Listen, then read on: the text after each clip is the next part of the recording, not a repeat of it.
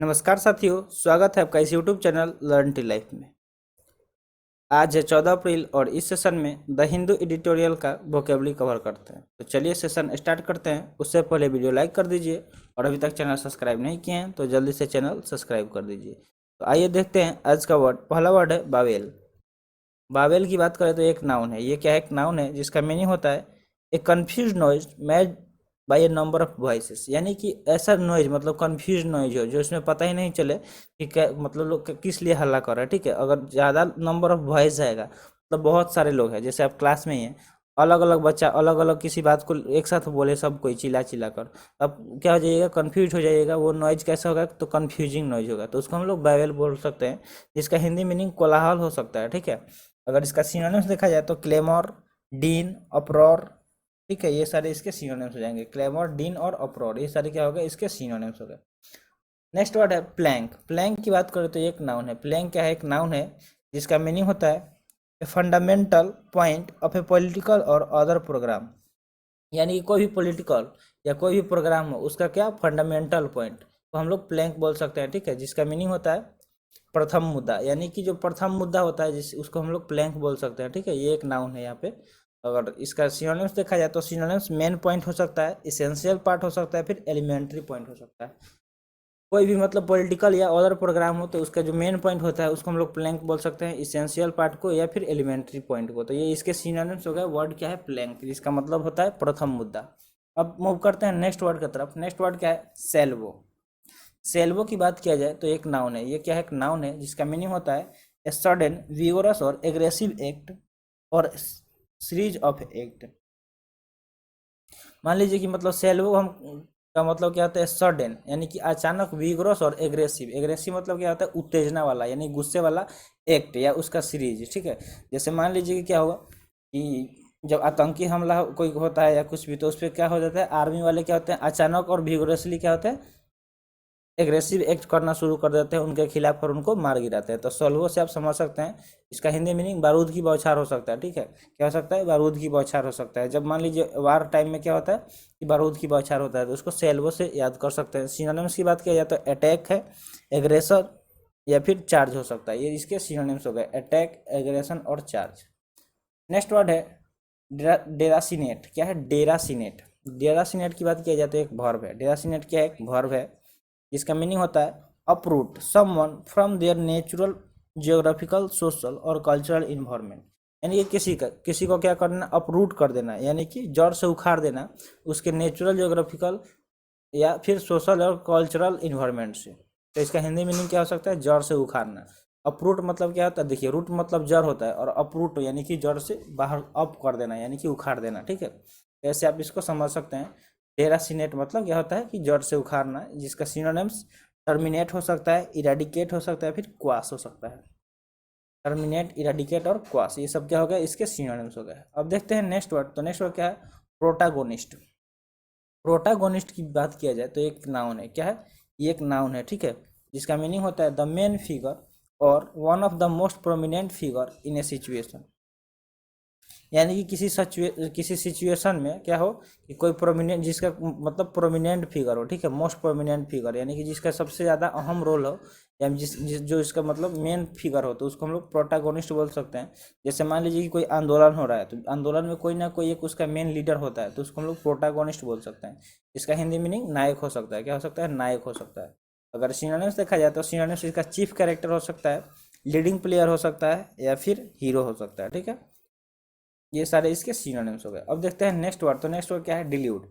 डिल्यूड की बात किया जाए तो एक वर्ब है। डिल्यूड क्या है? एक वर्ब है जिसका मीनिंग होता है make someone believe something that is not true, यानी कि किसी को ऐसे बिलीव करा देना वो क्या, जो क्या हो, सच नहीं हो। ठीक है, तो इसका हिंदी मीनिंग क्या हो सकता है? छलना, यानी कि छल कपट करना।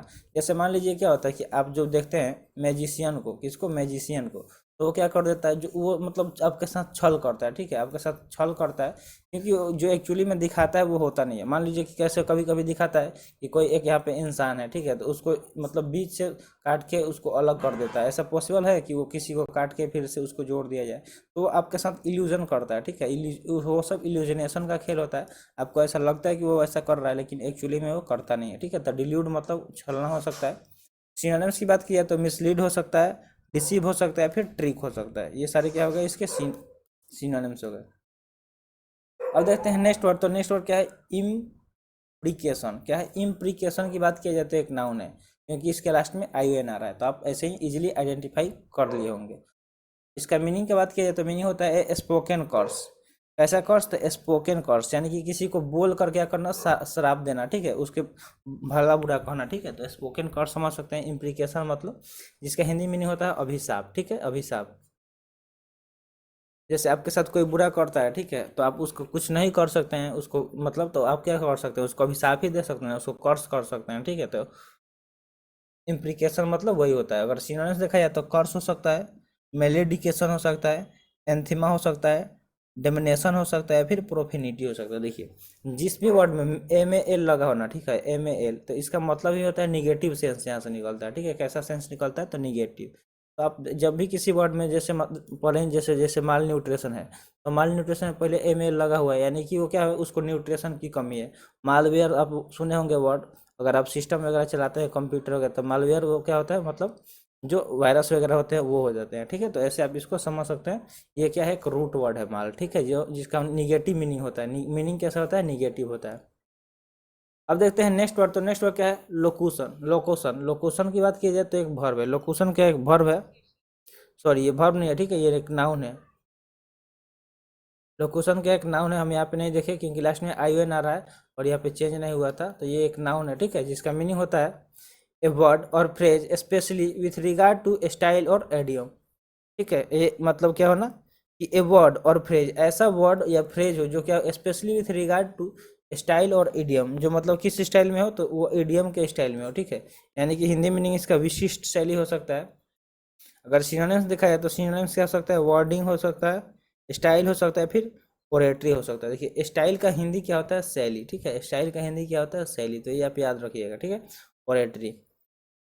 और नेक्स्ट वर्ड क्या है, ओरेट्री। तो ये सारे क्या हो गए, इस वर्ड के सिनोनिम्स हो गए। वर्ड क्या है, लोकुजन, जिसका मतलब होता है विशिष्ट शैली। अब देखते हैं नेक्स्ट वर्ड। तो नेक्स्ट वर्ड क्या है, एंथेमा।